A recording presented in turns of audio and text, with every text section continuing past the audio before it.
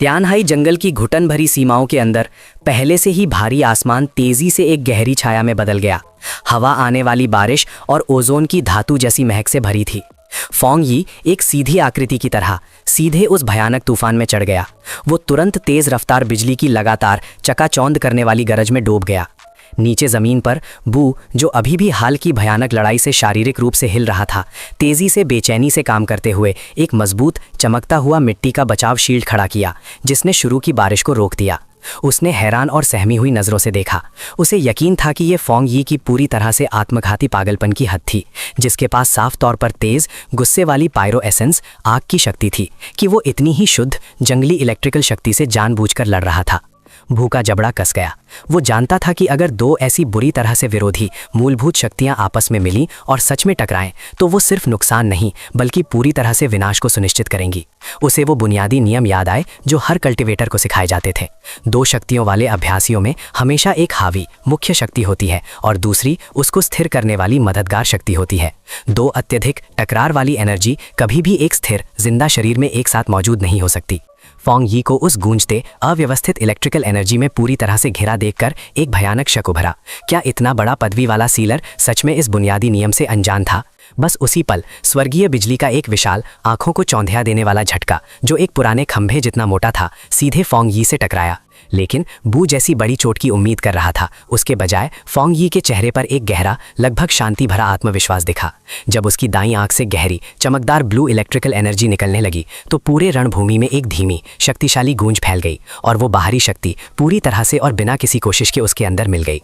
भू के जल्दी में बनाए गए बैरियर के बाहर एक सुरक्षित जगह से एक घबराई हुई हाँफ रही शिव तेज हवाओं में एल्डर वू और जाओलान की तरफ चिल्लाई। उसकी आवाज़ चिंता से पतली थी। वो जानना चाह रही थी कि आखिर कोई रोकने के लिए क्यों नहीं जा रहा है। उसने उन्हें तेजी से चिताया कि जो जबरदस्त बेकाबू इलेक्ट्रिकल शक्ति अभी फोंग यी को घेरे हुए है वो किसी भी आम इंसान के स्पर्श के लिए तुरंत जानलेवा साबित होगी। उसके लिए ये पूरी तरह से हैरान कर देने वाला था कि एल्डर वू और जाओलान दोनों पूरी तरह से शांत रहे। उनके भावों से गहरे ज्ञान के अलावा और कुछ जाहिर नहीं हो रहा था। जाओलान, जिसका सिल्वर आर्मर तेज रोशनी के झटकों को दिखा रहा था, आखिरकार घूमकर अपने इकट्ठे हुए ग्रुप से बात की और एक चौंकाने वाली छुपाई हुई सच्चाई बताई। फैंग ही खतरे में नहीं था, क्योंकि वो भी एक दुर्लभ बेहतरीन ग्रेड का थंडर एट्रीब्यूट चलाता था जो अभी तक छिपा हुआ था। उसने आगे और समझाया, धीरे से बताते हुए कि वो कल्टीवेटर जिसे सभी जगहों पर भयानक डेस्पॉट के रूप में जाना जाता है और वो व्यक्ति जिसके पास सीलर की पदवी है, असल में वो एक ही इंसान है। सेयुई और वोंग लियांग इस अविश्वसनीय जानकारी से पूरी तरह से बोलने में असमर्थ हो गए और डेस्पॉट नाम की गुरुत्वा उन पर भारी पड़ गई।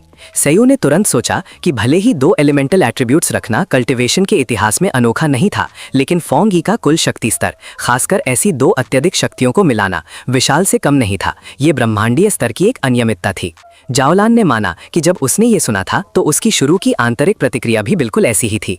उसने धीरे से सोचा कि लोग उसके हाल के सीलर पदवी, जो एक राजनीतिक और रणनीतिक टाइटल था, पर इतने ज्यादा ध्यान दे रहे थे कि उन्होंने दुख की बात है ये नजरअंदाज कर दिया कि वो डेस्पॉट भी था, एक बेजोड़ पीढ़ियों का प्रतिभाशाली व्यक्ति जिसका अस्तित्व शक्ति का संतुलन बदल देता है। तूफान के भयानक बीच में हवा में लटका हुआ फैंग यी ने अपने आसपास की विशाल बेकाबू इलेक्ट्रिकल एनर्जी को सफलतापूर्वक नियंत्रित कर लिया। उसका दिमाग ठंडी निश्चितता के साथ काम कर रहा था। उसने हिसाब लगाया कि बिजली की तीव्रता और कच्चा वोल्टेज जितना ज्यादा होगा, उतनी ही ज्यादा मात्रा में शक्तिशाली एनर्जी को वो जबरदस्ती अपने शरीर को मजबूत करने के लिए अपने अंदर समा सकता है।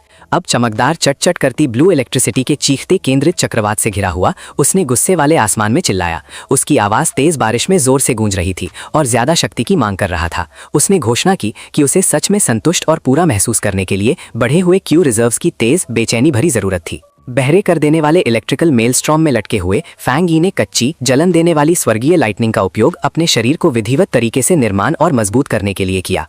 उसने उस जबरदस्त इलेक्ट्रिक शक्ति को अपनी हड्डियों के अंदर तक जोर से दौड़ते हुए महसूस किया, जो उसके मांसपेशियों को झुलसा रही थी और उसके अस्तित्व के हर एक रेशे में घुस रही थी। एक दर्दनाक फिर भी जरूरी शारीरिक शुद्धिकरण से गुजर रहा था। जैसे ही ये तेज प्रक्रिया आगे बढ़ी, उसके विभिन्न अंतर्निहित एट्रीब्यूट्स, तेज फायर, चमकदार यांग और यहाँ तक कि सुषुप्त डार्क एसेंस अंदर से बेजोड़ तरीके से मिलना शुरू हो गए और आखिरकार एक खतरनाक लेकिन पूरा आंतरिक संतुलन हासिल कर लिया। तुरंत सिस्टम कन्फर्मेशन की एक श्रृंखला ने सफल सम्मेलन की पुष्टि की। डिंग, फायर एट्रीब्यूट टेम्पर्ड। डिंग, यांग एसेंस फुली ऑप्टिमाइज्ड। डिंग, डार्क एट्रीब्यूट स्टेबलाइज्ड। अंत में एक आखिरी गूंजने वाला संदेश ने दिव्य थंडर टेम्परिंग के पूरा होने की घोषणा की, इस बात की पुष्टि करते हुए कि उसका शरीर और आध्यात्मिक शक्ति अब पहले से कहीं ज्यादा अच्छे से मिल गए थे और उसकी सीमाहीन एनर्जी पूरी तरह से भर दी गई थी। खतरनाक रूप से आत्मविश्वासी मुस्कान के साथ फांगी ने खुद को बुनियादी रूप से नया महसूस किया, जैसे आसमान के गुस्से से नया बनाया गया हो। अपनी नई मिली क्षमताओं का सही से मूल्यांकन करने के लिए उसने बिना किसी कोशिश के एक दूर के पहाड़ की चोटी की तरफ एक केंद्रित गूंजता हुआ थंडरबोल्ट छोड़ दिया। टक्कर तुरंत हुई उसकी चोटी को एक विशाल धरती हिला देने वाले विस्फोट में तबाह कर दिया, जिसने पत्थर की धूल को ऊपर की तरफ चक्कर खिलाते हुए भेज दिया। नुकसान की चकित कर देने वाली साफ हद को देखकर उसने खास तौर पर इस अजीब जंगल के अंदर मौजूद इलेक्ट्रिकल शक्तियों की अनोखी जबरदस्त क्वालिटी को पहचाना। गीली निशानों वाली जमीन से बीसू ने उस विनाशकारी प्रदर्शन को एक विशाल शांत आदर के साथ देखा। उसने विश्लेषण करते हुए ध्यान दिया कि पूरे जंगल की जमीन में धसे हुए स्पिरिचुअल स्टोन्स को इसी वायुमंडलीय चार्ट से पोषण मिलता था, जिसकी वजह से इस इलाके को उसकी अनोखी खतरनाक शक्ति मिलती थी। फिर भी फांगी ने अभी एक तुरंत टक्कर से पूरे पहाड़ के चेहरे को सर्जिकली नष्ट कर दिया था और बीसू ने सहज रूप से ठंडक देने वाली निश्चितता के साथ महसूस किया कि फांगी ने उस हमले में अपनी अधिकतम क्षमता का तीसरा हिस्सा भी यूज नहीं किया था। उसने पक्के तौर पर निर्धारित किया कि कोई दूसरा पायोनियर, जिंदा या मरा हुआ, उतनी दूरी से ऐसा काम नहीं कर सकता था। जैसे ही तूफान आखिरकार शांत हुआ और तेज बारिश धीरे धीरे हल्के फुहार में बदल गई, बीसू ने फोंगी को धीरे से उतरते हुए देखा, ये मानते हुए कि वो कठोर अभ्यास निर्णायक रूप से समाप्त हो गया था। एक नए गंभीर संकल्प के साथ बीसू जानता था कि भविष्य में उसके और सीलर के बीच एक टला न जा सकने वाला टकरार अब बिल्कुल निश्चित था। पास ही एल्डर वू जोर से मुस्कुराए, ये सोचते हुए कि ये युवा प्रतिभा हर बार कितनी आसानी से उन्हें चकित करती रहती है, जो सभी ज्ञात तर्क को नकार देता है। अपने मिलिट्री सेक्टर में फांगी को रखने की, उसकी वफादारी और सेवा सुनिश्चित करने की उनकी आंतरिक निश्चितता बहुत ज्यादा बढ़ गई थी। उन्होंने फांगी की लगभग कभी न खत्म होने वाली उपलब्धियों पर विचार किया और उसकी सच में अनुमान न लगाई जा सकने वाली कच्ची प्रतिभा को पहचाना। उन्होंने निष्कर्ष निकाला कि ऐसे अद्भुत व्यक्ति को अपना अंतिम वारिस रखना उन्हें अपनी विरासत के बारे में बिल्कुल भी पछतावा नहीं देगा। एल्डर वू ने संतुष्ट धीमी हंसी छोड़ी जब आखिरी गरज कम हुई, जबकि जावलान ने तेज अधिकार के साथ बीच में टोकते हुए कहा कि सीधी सच्चाई ये है कि स्टार गॉड मिलिट्री सेक्टर को सीलर की मदद की सख्त ज़रूरत थी, ना कि इसका उल्टा। तब एल्डर वू ने जावलान को संबोधित किया। उनकी आवाज़ सहमति वाली थी, ये टिप्पणी करते हुए कि वो पिछले कुछ महीनों में कितनी ज़्यादा परिपक्व हो गई थी, जिसने उनके सामूहिक भविष्य के नेतृत्व में उनका विश्वास बहुत बढ़ा दिया था।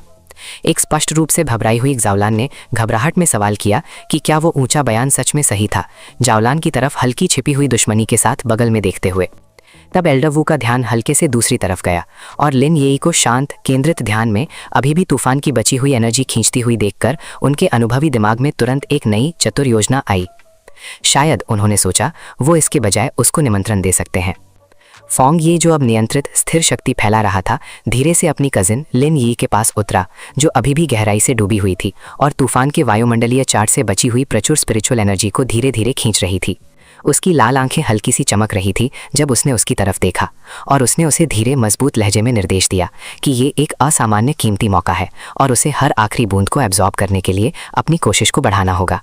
तब उसने महसूस किया कि एल्डर वू और जावलान जानबूझकर उस इलाके में रुके हुए थे। फोंग यी ने पूछा, उसकी खड़ी होने की मुद्रा संयमित थी, कि वो अभी तक गए क्यों नहीं थे। एल्डर वू ने दादा जैसा मुस्कुराहट के साथ समझाया कि उन्होंने एक नया, दोनों के लिए फायदेमंद प्रस्ताव बनाया था, जिसमें फोंग यी से किसी भी राजनीतिक प्रतिबद्धता या लंबे समय की जिम्मेदारियों की जरूरत नहीं थी। उन्होंने औपचारिक और गर्मजोशी से लिन येई को उनके मशहूर स्टार गॉड मिलिट्री सेक्टर में एक महत्वपूर्ण समय के लिए गहरी ट्रेनिंग करने के लिए निमंत्रण दिया और उसे एडवांस रिसोर्सेज की गारंटी दी। जैसे ही वो बोल रहे थे, लिन यी की चमकदार हरी स्पिरिचुअल एनर्जी उसके आसपास साफ तौर पर और ध्यान देने योग्य रूप से धुमक रही थी, जो वायुमंडलीय बदलाव पर प्रतिक्रिया दे रही थी। फोंग यी ने तुरंत उस प्रस्ताव का मूल्यांकन किया। वास्तविक रूप से ये उसके रिश्तेदार की उन्नति के लिए एक अद्भुत मौका था, लेकिन उसने गहराई से सवाल किया कि वो सच में अपने रास्ते के लिए क्या चाहती थी। अपनी ध्यान की स्थिति में रहते हुए उस हल्के व्यापार को ध्यान से सुनकर लिन यी ने धीरे से अपनी आंखें खोली, जानबूझकर अपना ध्यान समाप्त करते हुए। फोंग यी ने एल्डर वू को उस बहुत अच्छे ऑफर के लिए धन्यवाद किया, समझाते हुए कि उनके केयरटेकर होने के नाते ये प्रस्ताव मना करना मुश्किल था, लेकिन आखिर में उसके पास लिनी के लिए इतना बड़ा फैसला लेने का पूरा अधिकार नहीं था। लिनी तुरंत खड़ी हो गई, अपने कपड़ों से नमी झाड़ते हुए।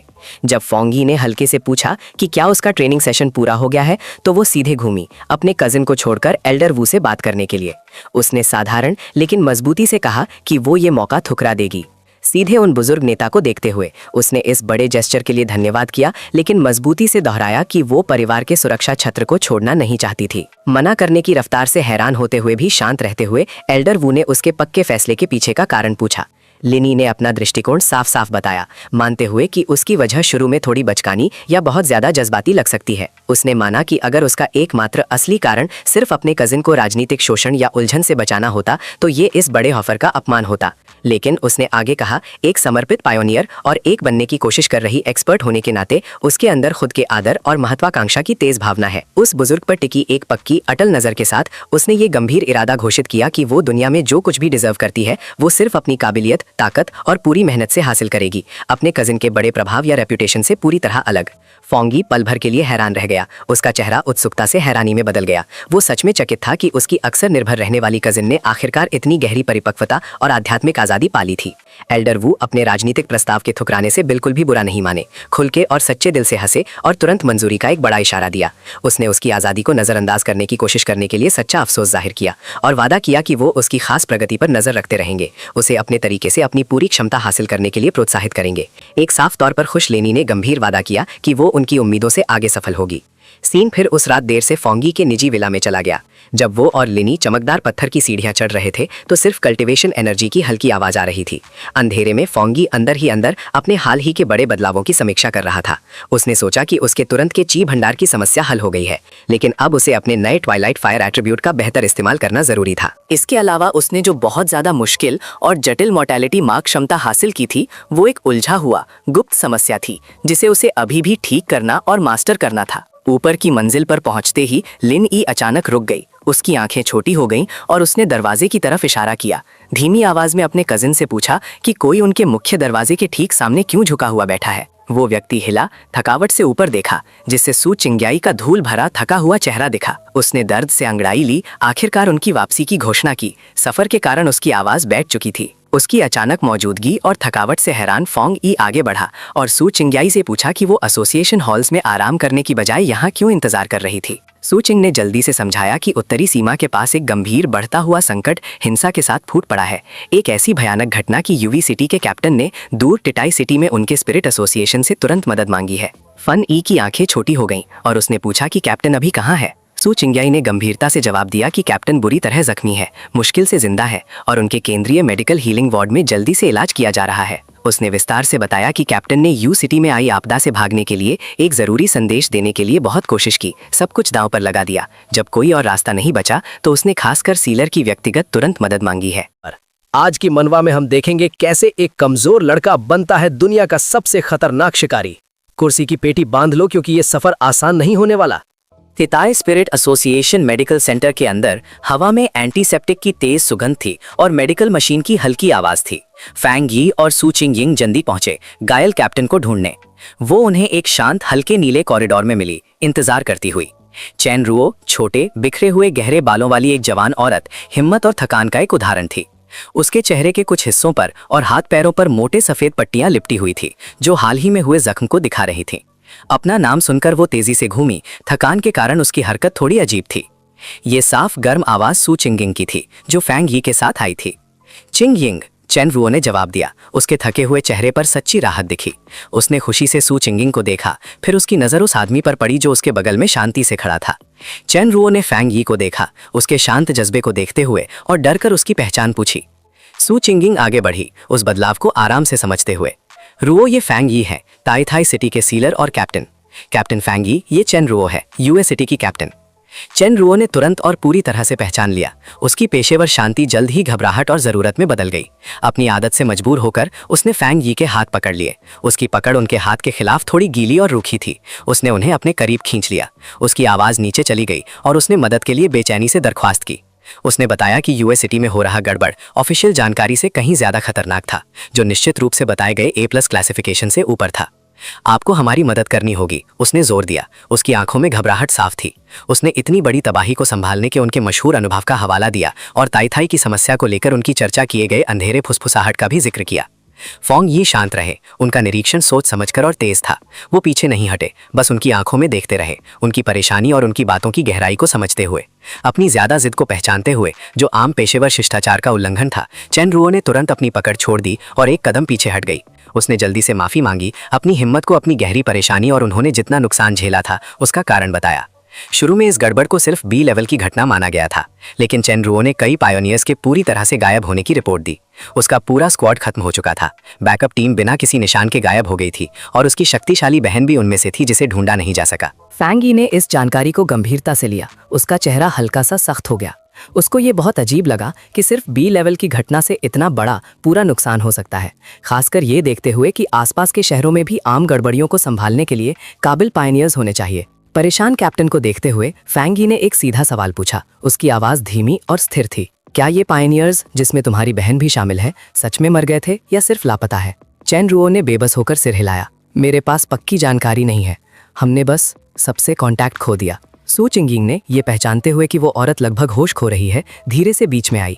उसने चेन रुओ के कंधे पर शांत करने वाला हाथ रखा और उसे पास की बेंच पर बैठने में मदद की। कैप्टन चेन रुओ, कृपया शांत हो जाओ और सोच समझकर बोलो। बैठने के बाद चेन रुओ ने माना, मैं क्वारंटीन लाइन के बाहर किसी से भी कांटेक्ट नहीं कर पाई, इसलिए घटनाओं का असली कारण बिल्कुल अनजान है। उसने परेशानी के कारण अपने पट्टी बंधे हाथों को अपनी कनपटियों पर दबाया। उसके होठों से हल्की सी सिसकी निकली, लेकिन फिर पक्के इरादे से उसने कहा, मेरा अपनी बहन के साथ एक अलग तरह का स्पिरिचुअल बंधन है और मुझे यकीन है कि उसके अंदर अभी भी जान है। वो फंसी हुई है, मरी नहीं। अचानक उसे एक जरूरी बात याद आई जिसने उसकी घबराहट को पल भर के लिए रोक दिया। वो फिर से फैंग यी की तरफ झुकी। मैं सबसे जरूरी चीज बताना भूल गई थी, आपकी तुरंत मदद पाने के लिए एक शुक्रिया का निशान। जमीन पर रखे एक पुराने झोले से उसने एक छोटा सा डब्बा निकाला। ये गहरी चमकदार लकड़ी का बना हुआ था, लगभग काला। उसने वो डब्बा उनको दिया, इस बात पर जोर दिया कि उसके पास और कोई रास्ता नहीं है और उसकी जरूरत कितनी गंभीर है। फैंग यी ने ठंडा भारी डब्बा लिया, जबकि उसने महसूस किया कि अंदर की चीज बहुत ज्यादा बंधी हुई थी, ताकतवर सील से सुरक्षित। वो तुरंत उसके अंदर से एक ताकतवर, जानी पहचानी यांग एट्रीब्यूट एनर्जी निकलते हुए महसूस कर सकता था। उसने इस वस्तु और इसे इतनी अच्छी तरह बंद करने के खास कारण के बारे में जानकारी मांगी। ये क्या है और इसे इतनी मजबूती से सील क्यों किया गया है? उसकी जिज्ञासा देखकर चेन रुओ को साफ तौर पर हौसला मिला, ये विश्वास करते हुए कि उसकी हताश प्लानिंग सफल हो सकती है। उसने नए ध्यान से वस्तु के बारे में बताया। ये एक स्पिरिट क्रिस्टल है जो सदियों पहले शुद्ध यांग एनर्जी के एक जबरदस्त अभूतपूर्व बहाव के बाद यूए सिटी की सबसे ऊंची चोटी पर जमने से बना था। उसने समझाया कि इस क्रिस्टल में बहुत ज्यादा स्पिरिचुअल ताकत है और कानूनन इसे शहर की संपत्ति घोषित किया गया था। हमारा शुरुआती इरादा इसे एक यांग एट्रीब्यूटेड पायोनियर को पालने के लिए इस्तेमाल करना था, उसने आगे कहा, लेकिन इसकी कच्ची ताकत बहुत ज्यादा थी। कई लोग जिन्होंने इसे अब्जॉर्ब करने की कोशिश की वो बुरी तरह घायल हो गए। कनपुराई उंगलियों से उसने उस अजीब तरह से खुदी हुई लकड़ी के डब्बे को खोला। जैसे ही कुंडी खुली, गर्म चमकदार पीली रोशनी का एक झोंका बाहर निकला, जिससे अंदर का क्रिस्टल दिखा जो नियंत्रित ताकत के साथ धड़क रहा था। फैंग यी के बगल में खड़ी सू चिंगिंग हल्की सांस में हैरानी से बोली, इतने बड़े स्पिरिट क्रिस्टल को देखकर। वो फैंग यी की तरफ झुकी, अपनी आवाज धीमी करते हुए इसकी अत्यधिक कमी और बहुत ज्यादा कीमत पर जोर दिया। ये बहुत ही दुर्लभ है, उसने जोर दिया। जिन पायोनियर्स में कोई खास एलिमेंटल शक्ति नहीं होती, वो ऐसी क्रिस्टल्स को अब्जॉर्ब करके एक छुपी हुई एबिलिटी चालू कर सकते हैं, इसीलिए इनकी मांग बहुत ज्यादा है। फैंग यी ने पैसों की कीमत पर ध्यान नहीं दिया। उसने शुद्ध ताकतवर यांग एसेंस को महसूस किया जो बचे हुए स्पिरिचुअल प्रदूषण से बिल्कुल साफ था। उसके चेहरे पर आत्मविश्वास से भरी लगभग शिकारी मुस्कान आ गई। उसने अपना हाथ बढ़ाया, उसकी हथेली से निकलने वाली गर्मी हल्की सी बढ़ गई जब उसने क्रिस्टल पर अपनी उंगलियां बंद की। वस्तु की सुनहरी चमक ने तुरंत जवाब दिया, उसकी एसेंस में डूब गई, उसकी कल्टीवेशन की लगातार एनर्जी की मांग को पूरा करने लगी। ये ठीक है, उसने सीधे तरीके से कहा। अब खाली डब्बा चेन रुओ की गोद में गिरा दिया। वो तुरंत खड़ा हो गया। क्या हम अभी निकलते हैं? हैरान लेकिन साफ तौर पर राहत महसूस करते हुए चेन रुओ सिर्फ रुक रुक कर सांस फूलती हुई हामी भर पाई। हाँ, ये ठीक है, हमें तुरंत निकलना होगा। उसके बाद सब लोग चल पड़े। कुछ ही मिनट में मेडिकल सेंटर की साफ जगह से वो घूमती हुई पहाड़ी हाईवे पर आ गए। उनकी गाड़ी यूएस सिटी में संकट के केंद्र की तरफ तेजी से जा रही थी। गाड़ी में बैठकर जब रास्ता तेजी से घूम रहा था क्योंकि वो नीचे के पहाड़ों में चढ़ रहे थे, फैंग यी ने चेन रुओ से घटना का पूरा बिना काटा हुआ हिसाब देने को कहा। उसने शुरुआत बताई। उसकी आवाज़ बाहर गिर रही तेज बारिश के खिलाफ धीमी थी। ये घटना लगभग 4 दिन पहले शुरू हुई थी जब पहाड़ी इलाके के एक खास बहुत स्पिरिचुअल क्षेत्र में अचानक सैकड़ों बिना सजाए हुए भूरे रंग के कब्र के पत्थर दिखने लगे। जिन स्थानीय लोगों को ये पत्थर मिले उन्होंने दावा किया कि उन्हें हल्की अंदर की आवाज़ें सुनाई दे रही थीं, शायद दबाने की आहट। लेकिन जांच के लिए भेजे गए पायनियर्स ने उन निशानों से निकलने वाली कोई भी आम भूतिया एक्टिविटी नहीं देखी। उस क्षेत्र को सुरक्षित कर लिया गया और उसे कम श्रेणी की स्पेशल ओवरलैप घटना माना गया। लेकिन उसी शाम चेनरुओ ने फुसफुसाया, उस डर को याद करते हुए, एक कब्र से हड्डी वाले अंग हिंसा से बाहर निकले और एक स्थानीय आदमी को चीखते हुए नरम मिट्टी के नीचे खींच लिया और तुरंत सतह को सील कर दिया। गाड़ी अचानक तेज बारिश के बीच धीरे से रुक गई। उसकी हेडलाइट्स गीली सड़क से हल्की सी टकरा रही थीं। वो पहुंच चुके थे। वो क्वारंटीन किए गए गांव के प्रवेश द्वार पर थे, जो अब पूरी तरह से अजीब, एक जैसे भूरे रंग की कब्र के स्मारकों के बड़े क्षेत्र से घिरा हुआ था। बारिश ने चिकनी सतह को गीला कर दिया, जिससे वो फीके ऑब्सीडियन की तरह चमक रहे थे। जगह की पहचान करते हुए चेनरुओ ने फैंग येई से उसकी जांच के लिए कहा। उसने अपना दरवाज़ा खोला और अचानक आई ठंड में बाहर निकला। उसने उस परेशान करने वाले दृश्य का जायजा लिया और एक बहुत ही अजीब चीज़ देखी। वो कोई भी मजबूत या अनियमित स्पिरिचुअल सिग्नेचर बिल्कुल भी महसूस नहीं कर पा रहा था, जो आमतौर पर ए रैंक की घटना के साथ होती है। हवा अस्वाभाविक रूप से भारी थी, लेकिन स्पिरिचुअल रूप से सुस्त थी। जैसे ही वो तीनों धीरे धीरे उस मैदान से गुजरे जहां पत्थर अब एक बहुत ही हल्की अंदर की वायलेट रोशनी के साथ धड़क रहे थे, चेनरुओ ने तेजी से बढ़ती गंभीरता समझाई। गंभीरता बहुत बढ़ गई है। पूरे यूए सिटी क्षेत्र में अचानक और ज्यादा स्मारक दिख रहे हैं। बीच बीच में हड्डी वाले अंग निकलते हैं, शिकारों को फंसाकर तुरंत कब्रों में खींच लेते हैं, बस गायब। उनके ठीक सामने स्मारकों की हैरान करने वाली तेजी से बढ़ती संख्या को देखते हुए चेनरुओ ने अपना आश्चर्य व्यक्त किया। ये फैलाव बहुत ज़्यादा है। जब मैंने आखिरी बार ये जगह देखी थी, उसके बाद से 14 घंटे से भी कम समय में इनकी संख्या बहुत ज़्यादा बढ़ गई है। फैंग येई के दिमाग ने तुरंत डेटा को प्रोसेस किया। नुकसान की दिखाई देने वाली हद के लिए घटना की केंद्रीय एनर्जी डेंसिटी हैरत अंगेज रूप से कम थी। उसने सोचा कि क्या ये कम मौजूदगी इसलिए है ताकि अनुभवी लोगों को झूठी सुरक्षा दी जा सके, या इसका कोई गहरा और ज़्यादा मुश्किल उद्देश्य है। उसने ये समझा कि लोगों को पकड़ने का तरीका सिर्फ पायनियर्स को नहीं बल्कि लोकल्स को टारगेट करना साफ दिखाता है कि ये एक निर्धारित रिचुअल है, न कि सिर्फ आम शिकार। वो एक पत्थर के पास रुका, अपनी हथेली उस ठंडी बारिश में भीगी सतह पर रखी। उसके छूने से वो बैंगनी रोशनी हल्की सी तेज हो गई। उसने एक ज़रूरी बुरा सच समझा। अनोमली कभी कभी बलि या आग लगाने का काम करते हैं ताकि एक बहुत बड़े और कई गुना ताकतवर दूसरे रूप को दोबारा जिंदा किया जा सके। ये एक हार्वेस्टिंग प्रोसेस है, उसने धीरे से कहा, दर्दनाक इतिहास याद करते हुए। उसने ताइथाई की उस घटना का जिक्र किया जहां कमज़ोर चिरोप्टेरियन एंटिटीज़ ने लोगों को मारा था ताकि वो अपने अनोमली किंग को बुला सकें। चेनरुओ रुक गई। उसकी बात सुनकर वो बहुत घबरा गई। उसकी आंखें बड़ी हो गईं इन बुरे असरों पर ध्यान देते हुए। एक बलि? मतलब ये पूरी तबाही बलि, सैक्रिफाइस से हो रही है? उसने अपने हाथ मसले। उसने घबराहट में वो बात बताई जो उसने छुपा रखी थी। यहाँ के स्थानीय परंपरागत पहाड़ी लोगों ने इवैक्यूएशन से मना कर दिया है। वो लोग कल सुबह अपनी एक सांस्कृतिक रस्म, एक बहुत बड़ा स्थानीय जुलूस रख रहे हैं। आने वाले खतरे को समझकर उसकी आवाज़ टूट गई। अचानक उसने चिल्लाकर फैंगी के पीछे इशारा किया। वहाँ ये फिर हो रहा है। एक टूटी हुई हड्डी जैसी चीज जो अजीब बैंगनी रोशनी में चमक रही थी, फैंगी के ठीक सामने से गीली मिट्टी को चीरते हुए बाहर निकली। उसने बिना किसी मेहनत के उस वार से खुद को बचा लिया, इस बात की पुष्टि करते हुए कि एंटिटी की ताकत सिर्फ उतनी ही थी जितनी सोची थी, कमजोर बी लेवल।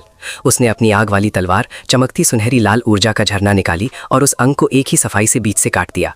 फिर भी उस कटे हुए अंग के गीली जमीन पर गिरने से पहले एक दूसरा बड़ा हड्डी का हाथ तुरंत मिट्टी से बाहर निकला और घबरा देने वाली ताकत से फैंगी का चमकता हथियार पकड़ लिया। फैंगी ने इस विकास को तेज व्यावहारिक ध्यान से देखा। पकड़ने वाला हाथ एक बहुत बड़े कई अंगों वाले हड्डियों के रक्षास मॉन्स्ट्रोसिटी से जुड़ा हुआ था, जो बाद में अपने पूरे ऊंचे शरीर को जमीन से बाहर खींच लाया। उसी समय पूरा मैदान फट पड़ा। सैकड़ों अतिरिक्त चलती फिरती हड्डियां, स्केलेटन्स, जो छोटी थीं लेकिन उतनी ही बैंगनी रोशनी से चमक रही थीं, मिट्टी से निकल आईं और तेजी से सूचिंग यिंग और डरी हुई चेनरुओ दोनों को घेर लिया। ये लोग क्यों नहीं रिएक्ट कर रहे हैं? चेनरुओ ने अचानक हुए शोर में चिल्लाया, एक वार को रोकने के लिए ऊर्जा निकालते हुए। उसने हैरानी में पूछा कि ये घिनौनी चीजें फैंगी के जबरदस्त यांग शक्तियों एट्रीब्यूट से क्यों अप्रभावित इम्पर्वियस लग रही हैं, जिनको आमतौर पर कमजोर यिन ऊर्जा वाले प्राणियों को जला देना चाहिए। कुछ ही सेकंड में चमकती बैंगनी पर्पल अनडेड का एक विशाल तड़पता हुआ झुंड पूरे इलाके पर हावी हो गया। उनकी संख्या बारिश की बूंदों से भी तेजी से बढ़ रही थी। परेशानी दिखाने के बजाय फैंगी के चेहरे पर एक हल्के, लगभग पढ़ाई वाले अंदाज में मुस्कुराहट थी। उसकी अंदरूनी हाइपोथेसिस की पुष्टि हो चुकी थी। ये एक निशाना बना हुआ जाल था, बहुत ही खास, लेकिन काम करने से पहले उसे सही जांच की जरूरत थी। उसने सोचा, ये निष्कर्ष निकालते हुए कि इस काम में अचानक एक बहुत ही संतुष्ट करने वाला रहस्य आ गया है। इस हंगामे के बीच चेनरुओ ने अपने पास रखी छोटी चांदी की बांसुरी बजाई। हरे रंग की ऊर्जा एनर्जी की लहरें निकाली, जिन्होंने उसको घेरे हुए स्केलेटन्स के बीच पल भर के लिए रास्ते बना दिए। उसने उनके खतरे को पहचाना। ये बड़े रैंक के नहीं हैं, उसने सूचिंगिंग से चिल्लाया, लेकिन सेंसरी इनपुट की पूरी कमी की वजह से ये लगातार हमला करते रहते हैं। दुखी होकर उसने उनकी संख्या में हो रही तेजी से बढ़ोतरी को पहचाना, ये समझते हुए कि आम तरीकों से इन्हें पूरी तरह से खत्म करना नामुमकिन लग रहा था। उसका आशावाद तुरंत कम हो गया, क्योंकि उसने डरते हुए सवाल किया कि क्या मशहूर सीलर खुद इस संख्या की श्रेष्ठता को पार नहीं कर सकता। उसकी मुश्किल को समझते हुए सू चिंगिंग सिर्फ फिजिकल स्पीड और तेज धक्कों पर निर्भर करते हुए कई स्केलेटन्स को एक तरफ धकेल दिया और अपनी सहेली को तुरंत हिम्मत बनाए रखने का निर्देश दिया। बिना किसी चेतावनी के सू चिंगिंग के अगला कदम उठाने से पहले उसने खुद को हड्डियों से नहीं बल्कि दहके हुए गहरे लाल रंग की आग के एक विशाल झोंके से घिरा हुआ पाया, जिसने आसपास के स्केलेटल एंटिटीज को तुरंत राख और भाप में बदल दिया। हैरान होकर वो पीछे हट गई, इस अचानक आई शक्ति की प्रकृति पर सवाल करते हुए। संघर्ष के केंद्र पर फैंग यी ने अपनी ट्वाइलाइट फायर डोमेन छोड़ दी। उज्जवल गहरे लाल रंग की ऊर्जा का एक विशाल गोला फट पड़ा, बारिश और अंधेरे को पीछे धकेल दिया। जब वो नए बने नरक के ऊपर चढ़ा, नीचे का दृश्य तुरंत एक नरक जैसी भट्टी में बदल गया, जिसने अनडेड सेनाओं को तेजी से चूर चूर कर दिया और उस अभिशापित जमीन को शुद्ध कर दिया। इस जबरदस्त शक्ति के एक्टिव होने से तुरंत एक जटिल अंदरूनी जांच प्रक्रिया शुरू हो गई। सिस्टम अलर्ट, एक अनोखा डेथ एट्रीब्यूट सिग्नेचर रजिस्टर हो गया है और उसको असिमिलेशन के लिए टैग किया गया है। एनालिसिस, ट्वाइलाइट फायर डोमेन इस समय इस खास यिन अलाइंड एट्रीब्यूट के लगातार असिमिलेशन में मदद कर रहा है। इसकी ऊर्जा को बदलकर यूजर के स्थापित यांग एट्रीब्यूट फाउंडेशन को स्पष्ट रूप से मजबूत कर रहा है। कंफर्मेशन, एनहांसमेंट प्रोसेस पूरा हो चुका है। फाउंडेशनल यांग कल्टीवेशन को 0.3% तक मजबूत किया गया है।